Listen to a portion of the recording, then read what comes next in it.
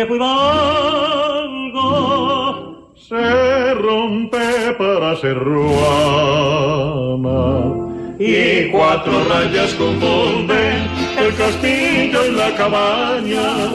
Es fundadora de pueblos con el tiple y con el hacha y con el perro andariego que se tragó la montaña. En nuestro homenaje al maestro don Tomás Carrasquilla, con la lectura de algunas de sus obras, comenzamos hoy a leer El Padre Casafús, también conocido como Luterito. Capítulo 1.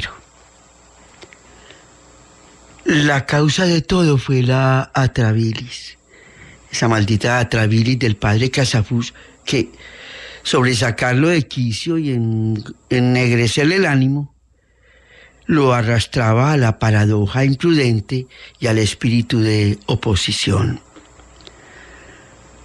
A tener bien repartidos y equilibrados los humores e igual el genio, hubiera sido el tal padre, si no el número 1, el 2 por lo menos de nuestra clerecía.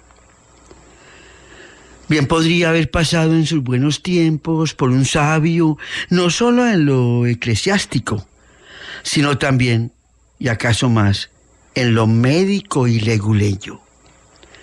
Sin ser un Bossuet, precisamente, hacía el gran efecto en el púlpito con su voz sonora, su lenguaje figurado y pomposo. Las frecuentes citas del apóstol, ya que no tanto con la claridad y exposición. Para nada, ni en nada, dio gusto y ajonjeo a su cuerpo amojamado y flacuchento. Su caridad, en lo que toca a socorrer, rayaba en vicio, toda vez que lo fomentaba dando limosnas a cuantos perdidos logreros se la implorasen. Y si por esta parte se excedía, fallaba un poquillo por la lengua, pues sin ser levanta testimonios ni inventor de ajenas faltas, le cantaba la tabla al prójimo. Clarito, clarito, lo mismo por detrás que por delante, y si a mano venía una frase preñadita de hieles y corrosivos, se la espetaba al más pintado, con un guiño de ojos y una risita que se iban hasta las mismas entrañas. Odiaba de muerte cuanto oliese a bajeza, a lisonja, a deseos de granjearse honores y conveniencias.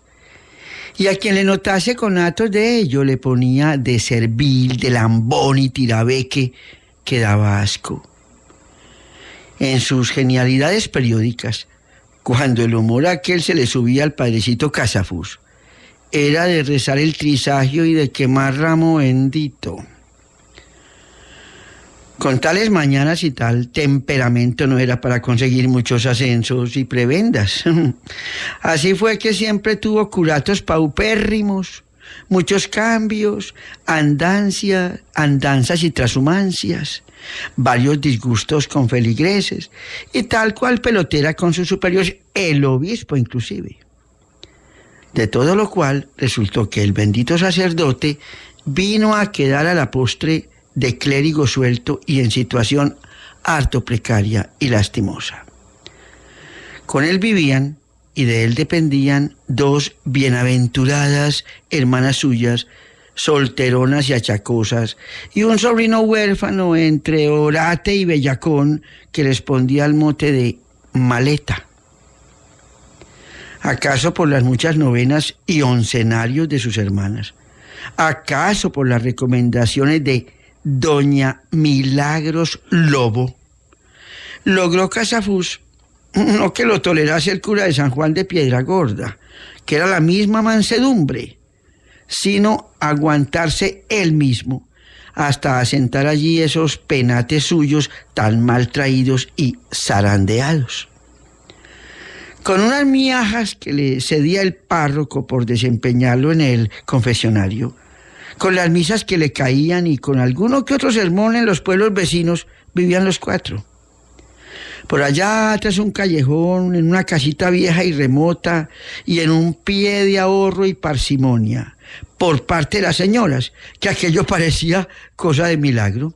Y digo de parte de ellas porque lo que fue el padre siguió siempre entregado a los horrores de la caridad, dando con frecuencia el peso de la misa y llegando hasta el extremo de entregarle íntegra a una vieja pedigüeña y urdiachaques la paga de un sermón peseta sobre peseta.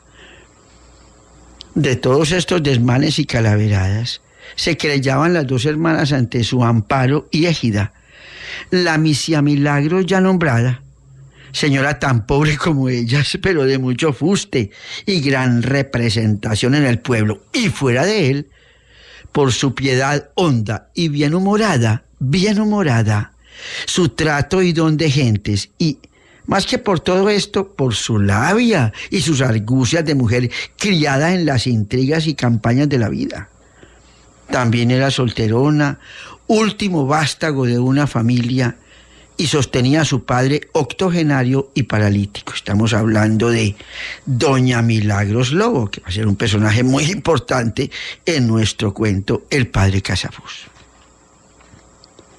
Misia Milagros tenía sus malquerientes, que a ninguna grandeza han de faltarle, y la ponían siempre en solfa, motejándola de curera, bachillerona y entremetida, lo cual no le quitaba a ella el sueño ni las ganas de comer.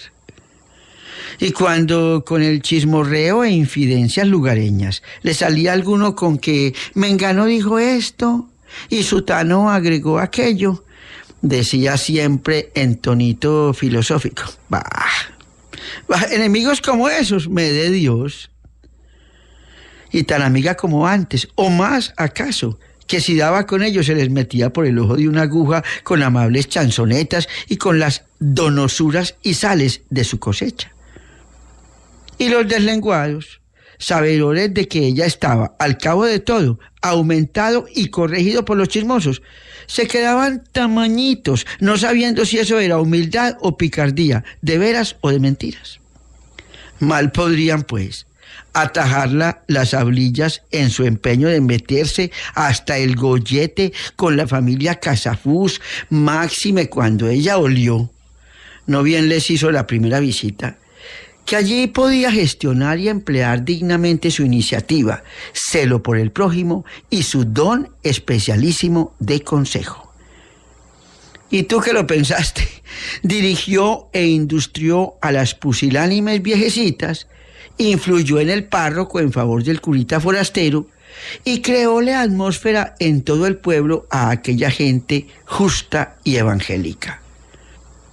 Lenguas e idiomas se volvía la señora al hacer el panegírico casafusesco. Hasta el infeliz Maleta entró en colas. A la sombra generosa de la Milagritos, que la llamaban sus dos protegidas, entre economías y oraciones, entre las rabietas y arrechuchos del descurado sacerdote, las chocheces y lloriqueos de las señoras y la mentecatez del sobrino, fue arreando la vida a esa familia. Si tasado, no faltó el pan. Si viejos y surcidos, trapos aseados cubrieron aquellos cuerpos. ¿Y qué más? Que doña Milagros descubrió que Maleta, tartajoso y todo, tenía buen oído y mejor voz, y que mediante diligencias, recomendaciones y elocuencias, consiguió que la gente de coro consistorio supremo de la parroquia lo admitiese en su seno y que el bárbaro se sometiera al aprendizaje. Mucho se rió la gente con las invenciones de la Milagritos, pero un jueves, el de los 33 credos por más señas, trepó coro arriba el gran Maleta y al son constipado y carraspiento del melodio que tecleaba el negro Nicolás, entonó un trisagio que partía el alma. Es mucha gente esta Milagros, decía el párroco encantado. Mire que encontrarle la melijunjuña a este avistrujo de Maleta. Sí, señor. El vozarrón del papanatas fue de ahí adelante en esa iglesia cosa de ángel que transmitiese al cielo las preces, los fervores y el alma colectiva de la parroquia. Eso al menos sentía la Milagros. Y al oírle un Kyrie o un Sanctus, de aquellos se le figuraban esas notas bandadas de pajaritos de plata y de cristal que se escapaban por las ventanas y que subían derechito al trono del Padre Eterno. Y toda ella se sobrecogía de unción y se transportaba con los pájaros, hecha un puro arroz por todo el pellejo. Y cuando en algún pueblo vecino celebraban 40 horas o santo titular, a la vez que por el padre Casafús para el púlpito, mandaban por maleta para el coro. Tras de Bosué y Gallarre se iban las gentes y se iba la Milagros, y por las mejillas de las viejecitas Casafuses corrían lágrimas de reconocimiento, esas perlas todas para la corona de su protectora. ¡Qué auge! ¡Qué grandeza! Pero, como dice el dicho, las torres más altas se ven por tierra. Así canta la guabina de nuestras breñas, y un día la fábrica estupenda se cuarteó y otro día se vino abajo. Ello fue que una mañana arrimó una penitente a la reja de Casafús. Oyóla él por espacio de hora y media, y cuando ella declaró haber terminado, díjole el padre: hágame el favor de volver a principiar porque no le he entendido. Hasta ahora no ha hecho sino contarme enredos y acusarse de virtudes, y yo no he encontrado faltas ni materia para darle la absolución. Sobrecogida ella, principió de nuevo, y cuando hubo acabado, díjole el sacerdote: usted no sabe confesarse, mi señora. No trae espíritu de penitencia, no sabe apreciar sus faltas ni acusarse de ellas. Si no recorta y precisa, si no se acusa con sencillez, pierde su tiempo y me lo hace perder a mí. No le oyó más razones, la señora levantóse disparada, anegada en llanto. ¡Qué escándalo! Aquella penitente era nadie más ni nadie menos que doña Quiteria Rebolledo de Quintana, la dama más piadosa, más rica e influyente del pueblo, llegada 2 días antes de la ciudad de Marinilla, donde había pasado una larga temporada. Y fue esta la cuarteada de la torre. Escrito estaba que su caída fuese a empujo del cataclismo, el cataclismo.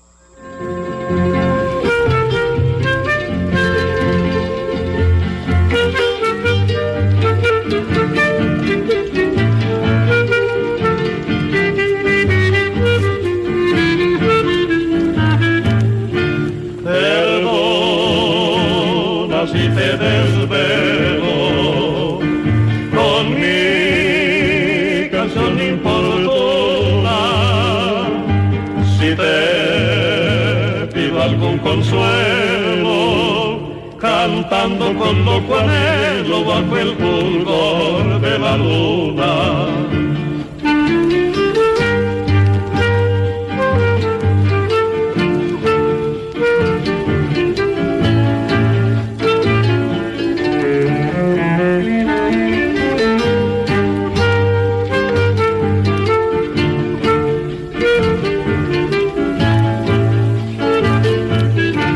La luna será testigo de mi canción plañidera.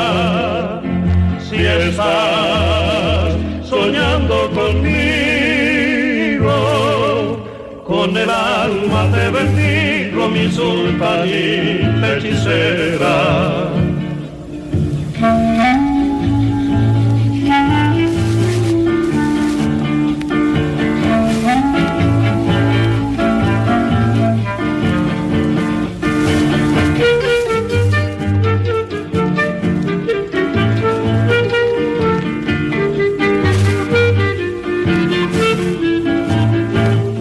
Siempre a tarde y a mañana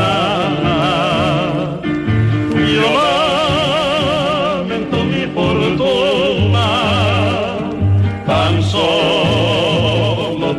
hermana, tan triste como lejana la hermosa y pálida luna.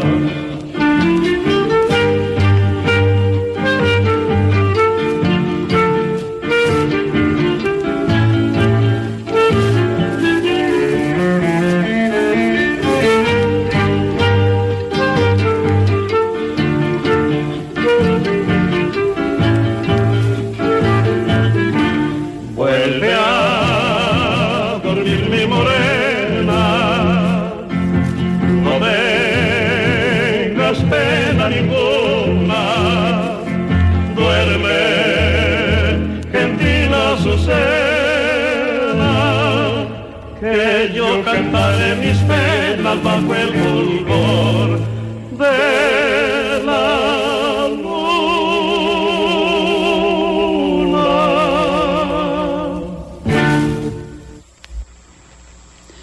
Lectura de la obra El Padre Casafús de don Tomás Carrasquilla, capítulo 2. Cometa no hubo por los cielos que le anunciase. Goterones de sangre no llovieron sobre la tierra, ni a monja ni a santo alguno le fue revelado de un modo perentorio. Aquello, empero, no pudo acaecer inopinada y repentinamente. Densas brumas entenebrecen el horizonte, dijo un papel de la época, en siniestros, sugestivos caracteres. Densas brumas entenebrecen el horizonte. Un club político estalló en bombas periódicas con este lema: si queréis la paz, preparaos para la guerra. Esta paz, grita un moderno Eusebio, es la paz del eunuco en el serrallo. Abajo la infame oligarquía, abajo el sapismo impío, abajo las escuelas sin Dios, Antioquia la soberana, la agreste soberana, cifra en su fe su orgullo, en su fe su tesoro, su vida. Y pretenden arrancársela los malvados. Que vengan, brama el pueblo. Atrás los pérfidos, grita el gobierno, a ellos. Y fuego bélico inflama los corazones. La fe les exalta y les sublima. Truena el club y la tribuna. Viento de epopeya silba en las breñas. Vibra en las sierras, se desata en los ámbitos. Cada hogar es una fragua, un Sinaí cada púlpito. Surgen los apóstoles, aparecen los evangelistas. Al infinito tiende la mujer bíblica de estas montañas, si es preciso, su sangre. También las ofrendará, que vírgenes y mártires la derramaron siempre por su Dios. A la lid las milicias todas del Señor. No es soldado únicamente quien combate en el fragor de la pelea, no. Gloriosas e incruentas se libran con otros héroes y otras armas. Al templo niños inocentes, desvalidos ancianos, mujeres inermes, al templo. Y se colma la casa del Señor. Nuestra Señora de las Victorias es paseada por la capital.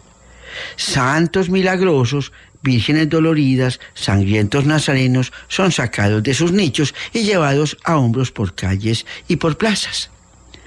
Tócase arrogativa en todas las aldeas, las romerías acuden a todos los santuarios, el clamoreo sube unísono al Dios de los ejércitos. No le basta a la piedad las fórmulas imprecatorias de la Madre Iglesia. Algo más concreto ha menester. Y una dama ilustre vierte su corazón y su cerebro en rezo inmortal a Santa Elena. Cunde y se propaga el ritornelo de los gozos, coreado, declamatorio, óyese en ciudades, aldeas y cortijos. Danos el triunfo completo de la cruz del Redentor. No para en esto la antioqueña. Bórdanse banderas y escapularios para los héroes cristianos. Ensártanse rosarios a millares. Crece el fervor, crece el entusiasmo. Un apóstol levanta estandarte, apellida al pueblo, el pueblo le sigue y, entre plegarias y clamores, peregrina hasta Allende el Chinchiná. Un hombre misterioso, de blancas talares vestiduras, tez de alabastro y luenga cabellera de oro diluido, surge de improviso. Su aire iconógrafo, su acento, sus preces públicas y autoritarias de supremo oficiante sugieren al punto el sentimiento de lo maravilloso. Quien le teme y le huye con recelo, quien le venera de rodillas, para unos es profeta del Altísimo, anticristo para otros, para muchos Jesús de Nazaret, mi Dios le llaman y como a Dios le siguen. Ayer, como quien dice, pasó aquello, 23 años ha. Obra magna para aquella fusión de fe y patria era el pueblo de San Juan de Piedragorta. Cuajó allí refinada, en concentro admirable, mucho antes que otros pueblos de Antioquia se percatasen del asunto. Villorrio Montañés, sencillo, si no aislado, vio invadido su terruño y extinguidas sus creencias. El agua apacible que no conocía tempestades era el alma del párroco de Piedragorta. Ay, pero he aquí que los pasos de Jesús, al revés de los de Tiberíades, fueron el coronazo de San Francisco. Bethany Tracy, Ezequiel Rojas, el hediondo azufre, Rojas Garrido, el vocero de Satanás, el diario de Cundinamarca, ese papel escrito en los infiernos, esa escuela laica, donde se enseñaba a medirle puño a los santos y a escupir a la Virgen, y ese matrimonio civil y ese amor libre y la ley de tuición, y los oligarcas y los sapos y todo el rojismo impío, en montón y por separado, tuvieron su merecido. El horror que les daba a las señoras como no fueran a degollar a los curas esos sapos.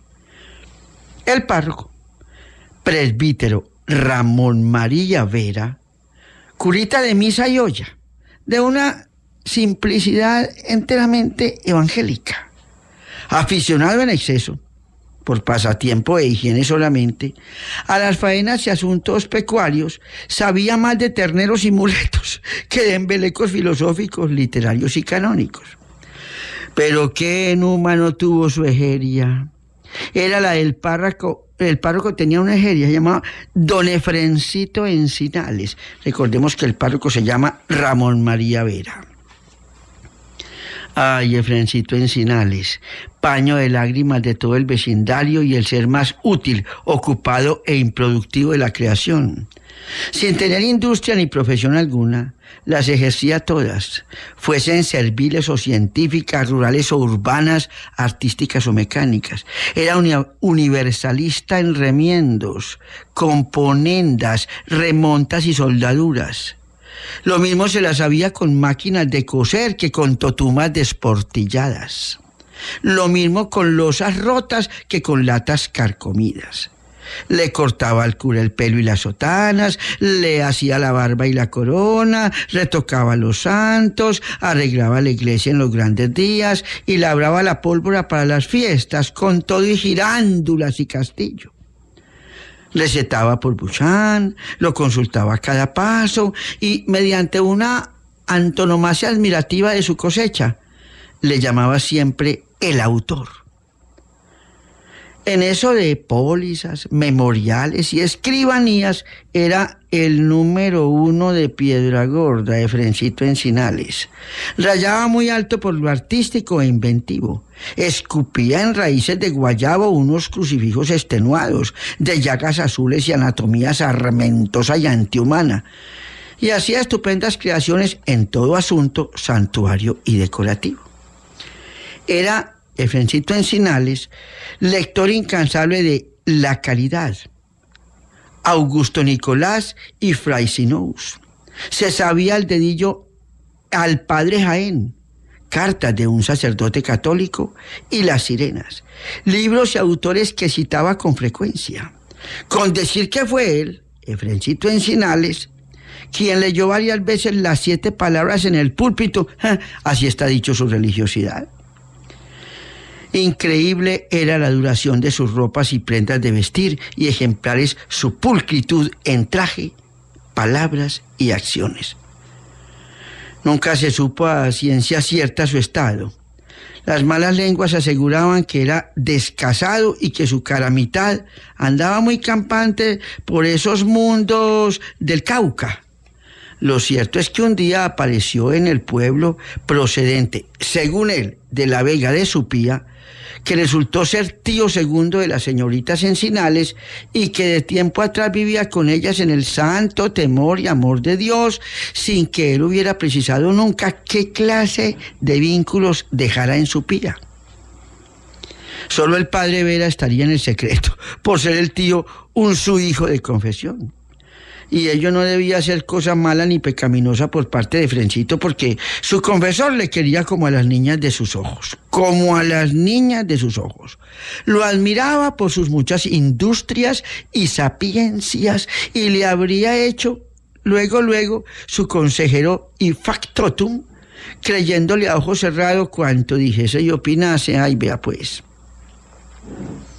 A tal sombra, con tal cultivador, y en terreno tan propicio como era el corazón del párroco, el presbítero Ramón María Vera, curita de misa y olla. Fue creciendo y lozaneando cual cedro del paraíso el santo odio al liberalismo. Y como el cura no fuese para digerir y asimilarse directamente los inflamados conceptos, las hipérboles candentes y la algarabía retórica de los papelorios políticos de la época, ay, don Efrén, merced a muchos descartes y a un poder raro de selección, le hacía tragar al curita la miga, la substancia y el meollo del asunto.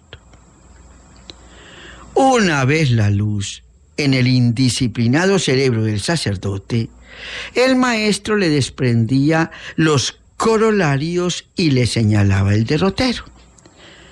Mediante la repetición y machaqueo de frases gordas, de epítetos retumbantes, de esos que en fuerza de su crasitud y efectismo se incrustan en las mentes sin cultivo, le diseñaba los sermones, se los formulaba casi sin que el curita mismo se diese cuenta clara de tales sugestiones y aprendizajes. Para refuerzos de tales homilías estaba el cura.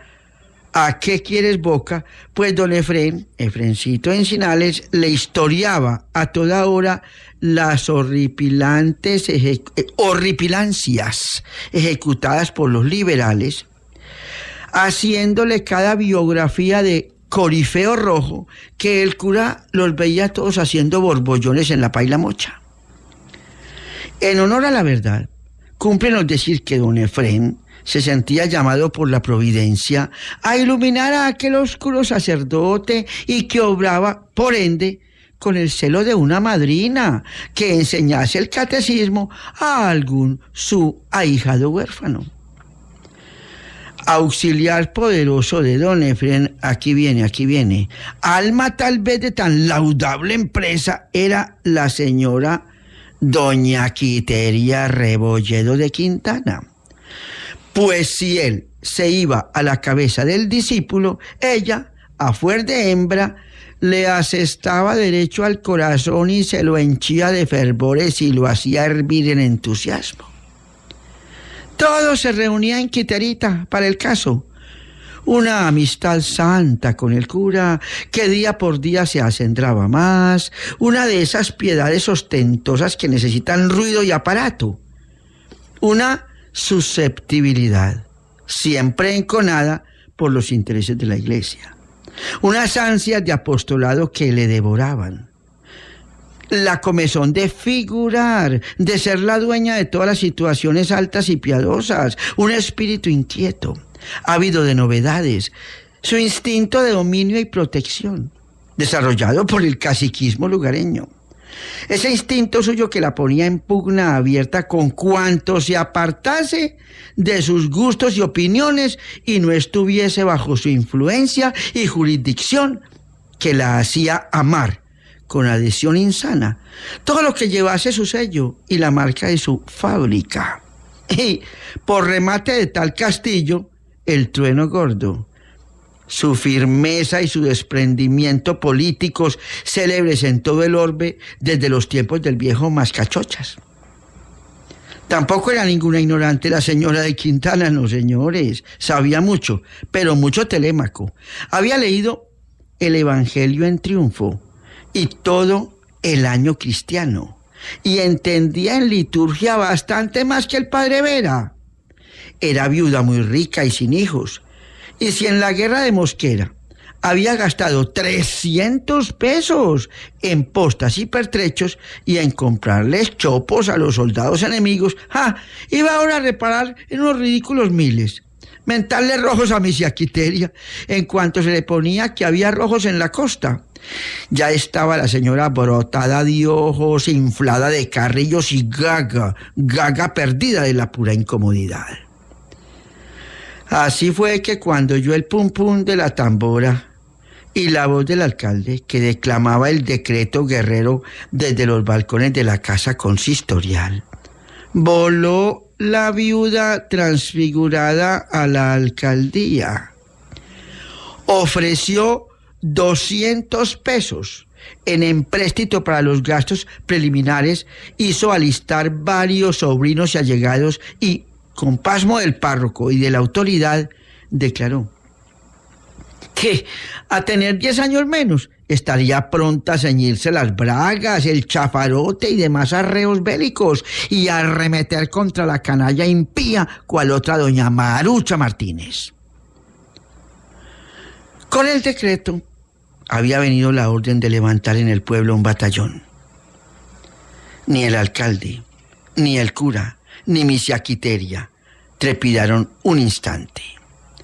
Investido el primero de la doble dignidad de jefe civil y militar de aquella plaza, corre a casa de su cuñada y saca de entre una alacena el espadín 2 veces glorioso de su suegro.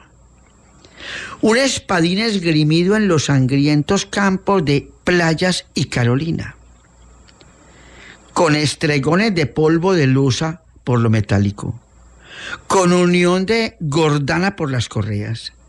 Sacóle al arma aquellos intensos resplandores y aire indudable de recipiente y de reciente desempaque. Y como no era él para llevarla así a la diabla, se hizo cortar al rapé la ya ondeante greña, afeitóse a 2 repasos las balcarrotas y, a fuerza de sobijos y torceduras, logró sacarle al bigote unas puntas de lo más imponente y marcial.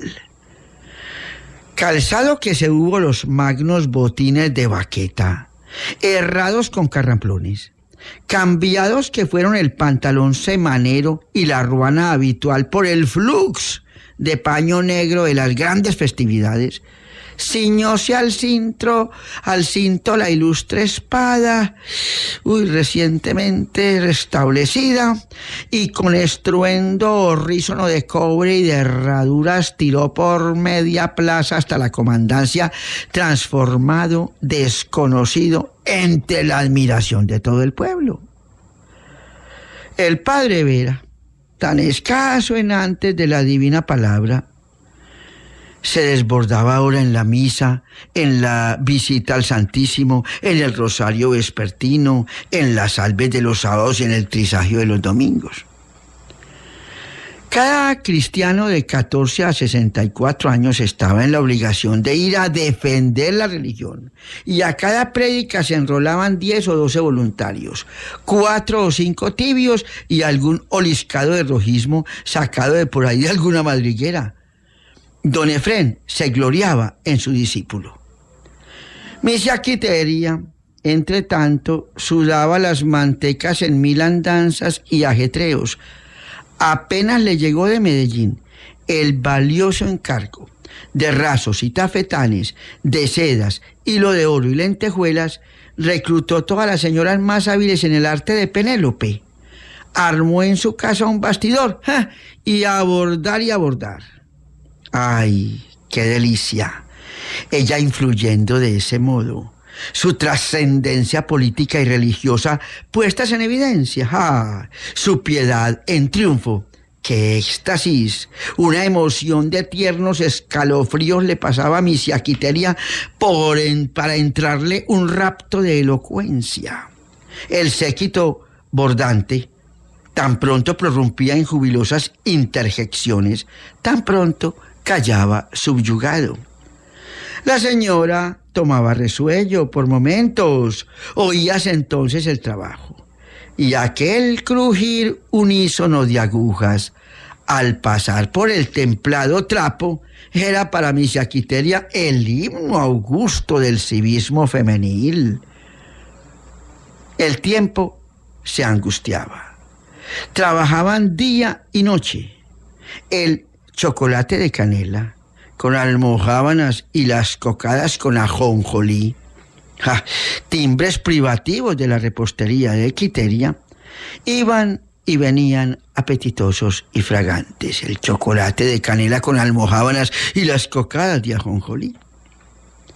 Una vez, entre pecho y espalda el agasajo, seguían las obreras inclinadas sobre el bastidor. La patriótica fatiga fue recompensada. La antevíspera de partir el batallón diéronse las últimas puntadas. Aquel monumento de trapo no podía dedicarse así de cualquier modo, y la arquitecta que le construyó, molida y todo, como había quedado, abrió nueva campaña. Regó sus gentes por esos contornos para que acaparasen cuanta leche hallaran, a fin de hacer la natillada monstruo para los soldados. Encargó para los mismos a las 3 chicheras más insignes del lugar la cantidad inaudita de 300 puchas. Hizo reclutar de casa en casa vajilla, mantelería, aves y demás ingredientes del caso y, ayudada de varias señoras, prendió el horno y dióse a preparar el comistrajo para los jefes y oficiales. En su propia sala tuvo lugar el banquete. En él aparecieron las riquezas y excelencias de la cocina parroquiana. Allí la densa sopa de pan, oleosa, azafranada, con tronchos de chorizo y menudencias de ave. Allí las gallinas enjalmadas, crecidas como pavos por las costras superpuestas de bizcocho pulverizado. Allí el pastel de bodas, servido en la enorme cazuela de barro, cubiertas con papeles de seda y pétalos de caracucho, las fealdades y negruras de la inevitable vasija. Allí el pernil de marrano entre espesores de tomate y frondas de perejil. El bocado de la reina, la sopa borracha, el manjar blanco y el huevo hilado y cuanto masacote fino inventó la gula hispano-antioqueña que, en acometiéndole el pujo político-religioso, no se paraba en gollerías la anfitriona. Ella misma, con sus propias manos y medio embargada por la emoción, presentó el obsequio. Terminados los postres, ella y otra dama desdoblaron la bandera. A un golpe relumbraron letras y emblemas, flecos y lentejuelas en relampagueo de gloria. La combinación de los colores nacionales había sido rechazada desde luego, que mal podía aceptar Misia Quiteria el rojo infame junto al azul divino de los cielos. No. Eligió el blanco acalostrado para el fondo y para la guarda, que eso era guarnecido, un colorcillo indefinible. Pasado el deslumbramiento, pudo admirarse aquello. Arriba una cruz áurea y 2 espadones de seda amarrados lo mismo que un 3 de bastos. Era el moño de felpa celeste y sus puntas se iban culebreando hasta formarle cerco protector al escudo nacional, que allá en el medio se sospechaba con el águila muy agallinazada,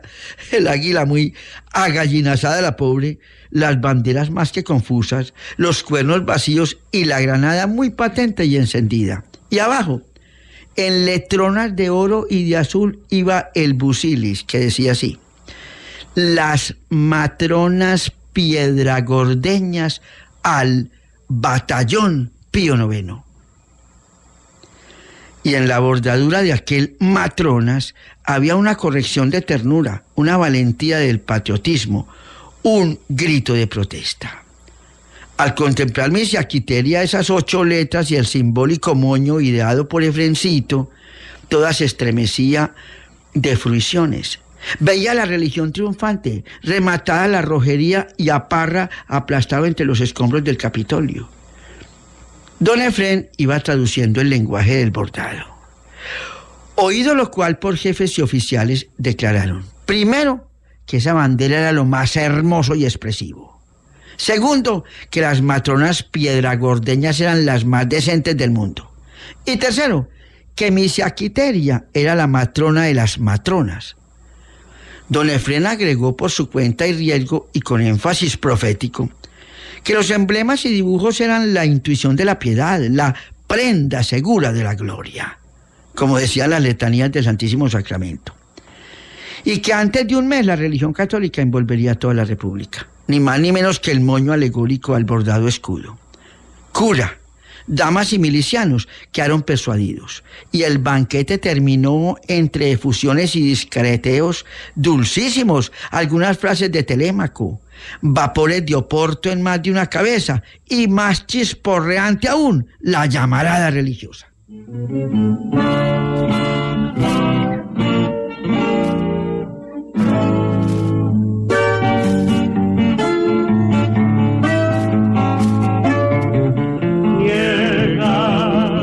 Lo que hiciste y mis sospechas te asombran, pero si no le quisiste, ¿por qué te pones tan triste cuando en tu casa le nombran?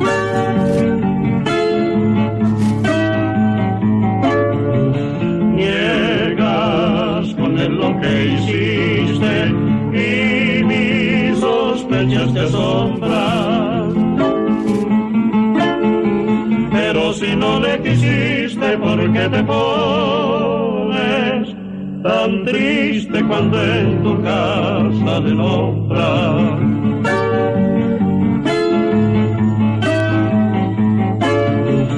Dices que son cosas mías y que te estoy engañando, mas porque le sonreías cuando él te estaba mirando.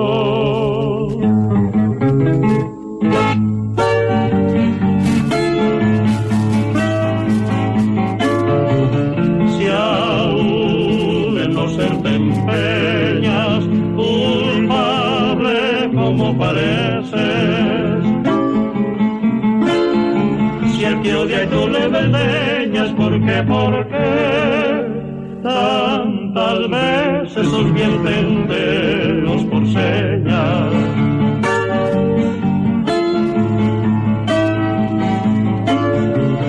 Si aún en no ser te empeñas, culpable como pareces, te odia y tú le desdeñas, ¿por qué tantas veces os vi entenderos por señas?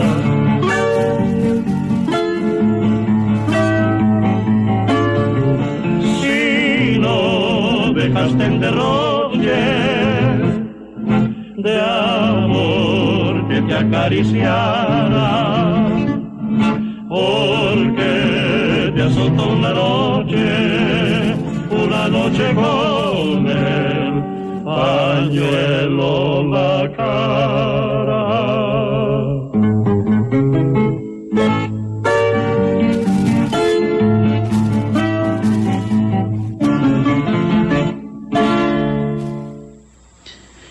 Capítulo 3. Ay, te luciste, Quiterita, díjole el párroco, no bien la dama. Efrencito y él quedaron solos. Ay, con 3 quiterias me comprometía a acabar con los malvados. Ay, no diga eso, padre. Yo no soy más que una pobre vieja inútil que solo trato de servir a Dios. Ojalá pudiera hacer algo por mi partido. Qué feliz sería yo. Pero ¿te parece lo que has hecho? Poco te parece. Mi sangre diera, padre, y la daré por mi religión y por mi patria, en caso que Dios quiera castigarnos con el triunfo de los rojos. Si ellos llegaran a triunfar, aire sublime de martirio. Ni usted ni yo quedábamos con vida en este pueblo, ni el cojo Pino ni las Valderramas me perdonaban mi patriotismo. Pero no le hace, todo lo soporto por Dios, todo, hasta la calumnia. Ya ve, padre, cómo me desguazan. ¿No sabe que me llaman la mula conservera y el sargento Pipa? Y el cojo dice que habla de mí cosas tan horribles que no me atrevo a contárselas. Y las Valderramas han tenido el cinismo de decir que apenas triunfen nos pican a usted y a mí y nos componen en mote para que coman los jefes conservadores, y que el mondongo dice que se lo van a echar a los perros. ¡Ay, qué infamia!, interrumpe don Efrén. ¿Pero qué se puede esperar de esa gente?, repone la dama en tono filosófico. Unas mujeres sin religión, que siempre han dado tanto escándalo con sus bailes y sus paseos con toda la guacherna, que casi no van a misa y que ni en la cuaresma se confiesan. El año pasado ninguna de ellas cumplió con la iglesia y se quedaron las más horondas. Aquí está el padre que no me dejará mentir. Sí, hija, así fue. Son muy oliscadas. Ay, señor, y la lengüita de esas mujeres, exclama don Efrencito santiguándose.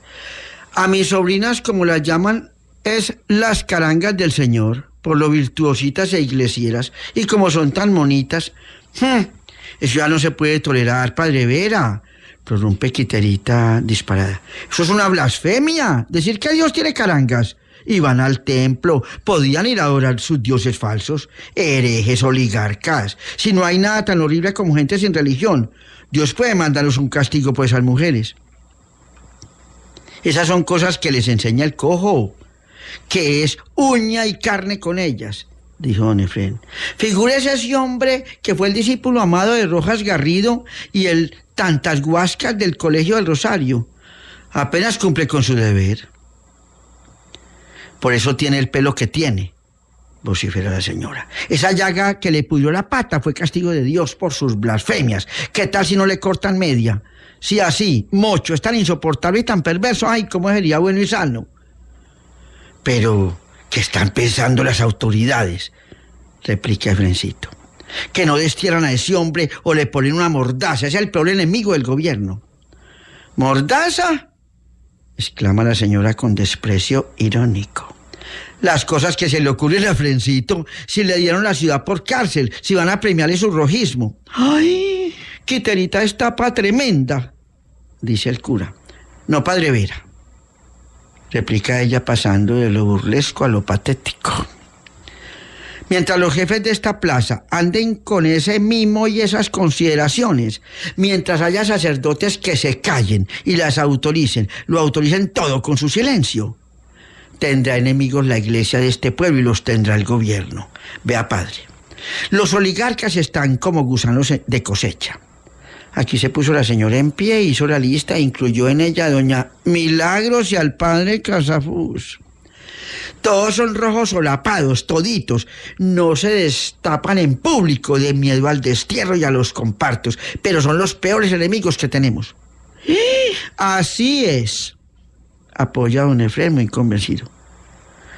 Y usted, padre, prosigue ella, lo tienen embotellado la Milagros y el padre Casafús. Usted no ha querido creer en el rojismo de ellos, pero me dejo cortar la cabeza si no son sapos declarados. Figúrese Milagros, que fue mosquerita de las 3 Fs. Mosquerista, nada menos. Y no aflojó ni con la persecución del clero, ni con la echada de las monjas, ni con el destierro del arzobispo. Ahora se ha metido a beata, eso sí, pero ¿por qué? No le supiera yo las cosas a Milagros. Es más supuesta y más hipócrita que los fariseos. Yo no sé taparle a nadie cuando me tocan estas cosas. A nadie. Si es malo decir la verdad, soy casi tan mala como Aquileo Parra. Es que vos no querés harto a la Milagros. le dijo el párroco con socarronería. No debiera quererla, padre, pero a mí la sangre me tira y ella es mi prima segunda. Pero amor no quita conocimiento. Yo la conozco y le sé todas sus mañas. Ella es la que tiene hacia el padre Casafús. Estoy persuadido, vea, está persuadido Efrencito también, y todo el pueblo, aunque usted no lo crea. Vea, padre, Milagros es una zorra, y con su hipocresía y su mieleleja, y echándole gracias y ocurrencias a las viejitas Casafuses, que ya están chochas, se ha metido al padre en el bolsillo. Y los dos se han entendido con el rojismo y se burlan escondido de nosotros los conservadores y se han pactado para no decir esta boca es mía en cosas de nuestra política. Nada más que por mostrarnos el desprecio con que nos miran. En ella no lo extraño, es por darme en qué morder a mí. Si viera el modo como ha visto la cosa de la bandera, ni siquiera vino a verla acabada con lo curiosa que es. Y lo mismo fue con el banquete. He averiguado que dobla la hoja apenas le mientan estos asuntos. Ella es así, envidiosa como ella sola. Le parece que es la única que puede llevar la voz en el pueblo y supeditar en todo. Y cree que yo le hago sombra, pero se equivoca tristemente. Mal puede una vieja como yo hacerle sombra a una sabia como ella.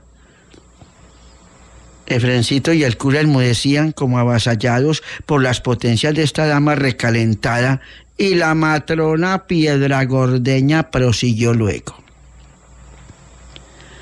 Lo que yo no me explico es que el padre Casafús, que se las echa de muy independiente, se haya dejado sonsacar de esa manera. Porque el que no vea en la conducta del padre las tramas de Milagros es porque no quiere ver. Y no es que yo me admire mucho de que haya curas rojos, no es que yo me admire mucho de eso. El diablo sabe mucho y es enemigo del alma. Ahí están, interrumpe don Efrén, el padre Lutero, el padre Calvino, el padre Jacinto y el padre Casafús, dijo la dama con acento triunfante de Calderón final. Y la última sílaba de aquel apellido, ese Fus, agudo y sutil, que parecía silbo de viento a medianoche, vibró en el alma del párroco como el soplo medroso de un anatema. Dióle un salto el corazón, quedóse en su silla sobrecogido y reinó el silencio. Rompiólo al cabo el párroco, quien, después de toser para disimular la tragadera, preguntó con tono inseguro: ¿De veras, Quiteria, usted sí cree que el padre Casafús sea rojo o es por verme? Por verlo, válgame Dios, señor, solo usted puede ponerlo en duda. Exponga sus razones, Quiteria. Saltó don Efrén con aire retador de quien ha pasado por una prueba y no la ha resistido. Expónselas para que opine. Y ahí nos vamos a quedar en este capítulo 3 por la mitad. Aquí leyendo el padre Casafús. Obdul y Julián nos han acompañado, por supuesto, para leer a don Tomás Carrasquilla.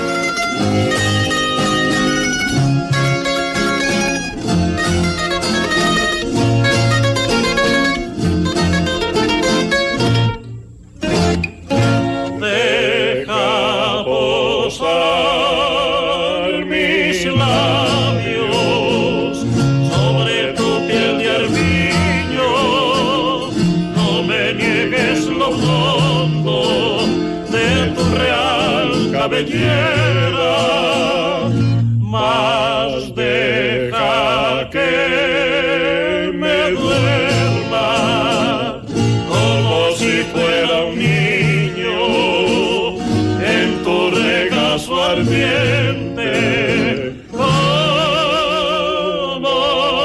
una primavera.